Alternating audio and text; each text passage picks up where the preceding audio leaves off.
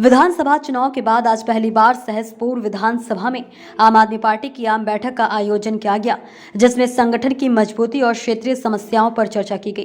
Party के प्रदेश उपाध्यक्ष आजाद अली की अगुवाई में हुई इस बैठक में आगामी निकाय चुनाव को लेकर भी रणनीति तैयार की गई है।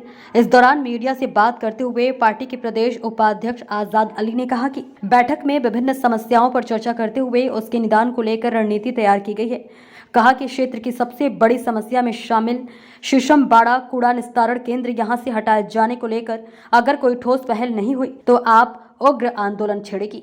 वहीं उन्होंने यूके एसएससी प्रकरण पर प्रदेश सरकार को घेरते हुए आरोपियों को सजा दिए जाने की मांग की। वहीं दूसरी ओर महिलाओं को नौकरी में आरक्षण कम किए जाने पर भी सवालिया निशान खड़े किए। वहीं संगठन को बढ़ाने और आगामी निकाय चुनाव को लेकर पूछे गए सवाल को लेकर पार्टी के जिला अध्यक्ष वीरेंद्र सिंह ने कहा कि जल्द ही जिला और विधानसभा स्तर पर कार्यकारिणी का विस्तार करते हुए संगठन को मजबूत किया जाएगा और विधानसभा चुनाव की तर्ज पर आगामी चुनाव में भी आप भागीदारी निभाएगी। तो कल 1 बजे के आसपास का बताया जा रहा है, लेकिन उनकी तैनाती थी लेह में। इससे पहले ये लेह को यहाँ पे छुट्टी आए थे दीपावली की, उसमें बच्चों की शादी थी छोटे भाई की, उससे फिर यहाँ से पोस्टिंग की लेह में थी। और बताया जा रहा है कि हृदय गति या जो भी रहा पता नहीं, वहाँ से कोई अच्छी सूचना तो मिली नहीं। क्या बाकी तो बहुत दुखद की बात है, लेकिन हमारा तो भांजा था, हमारे लिए तो बहुत ही अच्छे हैं। इनके 2 बेटे हैं, एक 8 साल का है, एक 12 साल का है। काला तो हृदय गति रुकने से बताया जा रहा है वहाँ के हिसाब से, और बाकी तो यहाँ आने के बाद ही चल पता लगेगा क्या है। ये मेरे वार्ड में मेरा छोटा भाई धर्मेंद्र गंगवार, बड़ा दुख हुआ मुझे सुनकर। आज सुबह जब मैंने ये घटना सुनी तो मुझे बहुत ही अफसोस हुआ।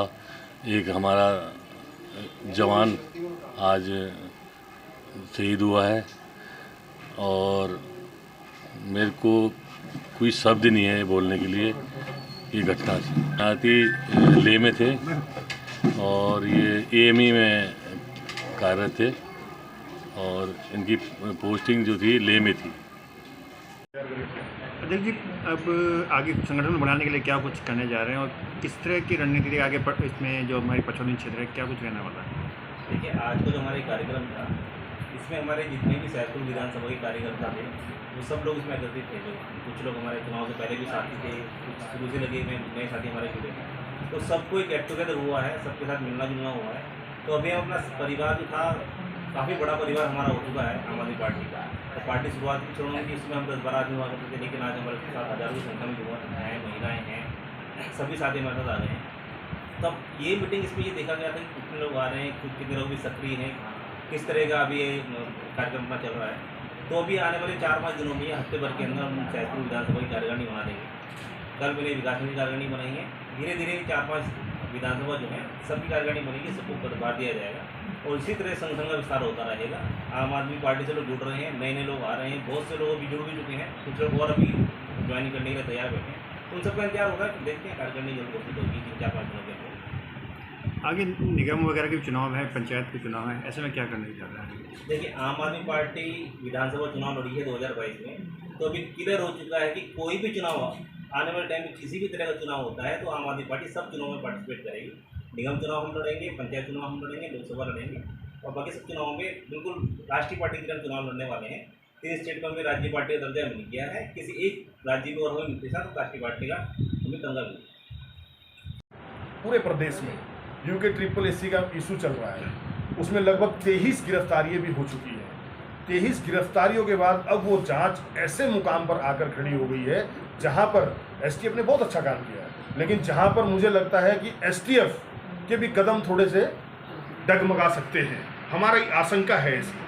तो हम यही कहना चाहते हैं सरकार से, अगर सरकार वाकई में जो भी संलिप्त लोग हैं, चाहे इसमें भाजपा के लोग तो खैर सामने आ ही रहे हैं कई नाम, चाहे इसमें कांग्रेस के हैं, भाजपा के हैं, XYZ कोई भी हैं, ये युवाओं के साथ बहुत बड़ा मजाक था, ये युवाओं के साथ बहुत बड़ा अत्याचार था। इस अत्याचार के विरुद्ध जो एसटीएफ ने भी काबिल तारीफ काम किया है, एक बहुत बड़ा स्कैंडल को उजागर किया है।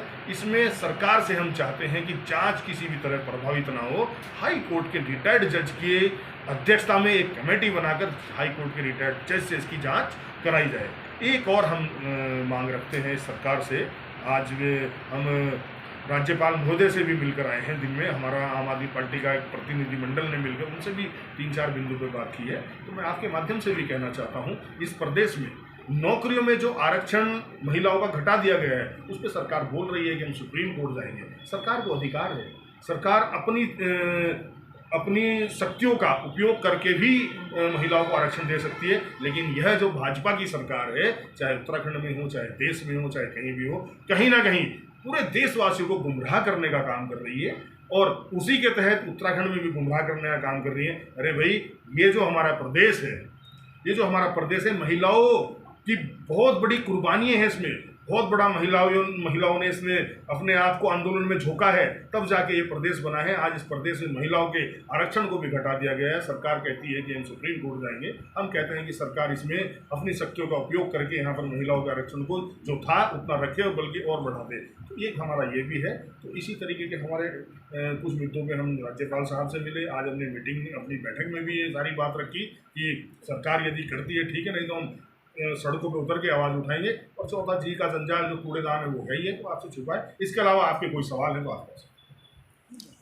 के लिए क्षेत्र के लिए बहुत कष्टदायी समय है, बहुत दुखदायी है। जो बच्चा इस देश की रक्षा सुरक्षा के लिए लद्दाख जैसे क्षेत्र में एक बहुत ऐसे क्षेत्र में रह कर के इस देश की सेवा कर रहे थे, उनका जाना दुखदायी है, बहुत कष्टदायी है। वो अपने दायित्व से, जो देशभक्ति का, राष्ट्रभक्ति का दायित्व से पीछे नहीं हटे। अपने परिवार को, आज तक अपने परिवार में बाहर आवाज़ नहीं आ रही थी, परिवार को ठीक से लेकर के चले। प्रभु उनके परिवार को, उनके माता पिता और बच्चों को शक्ति दे और अपने चरणों में स्थान दे। और पूरा शहर, चूँकि वो एक फौजी हैं, देश की रक्षा करते हुए अपना गंतव्य को गए हैं, तो पूरा शहर, पूरा क्षेत्र उनके साथ, परिवार के साथ।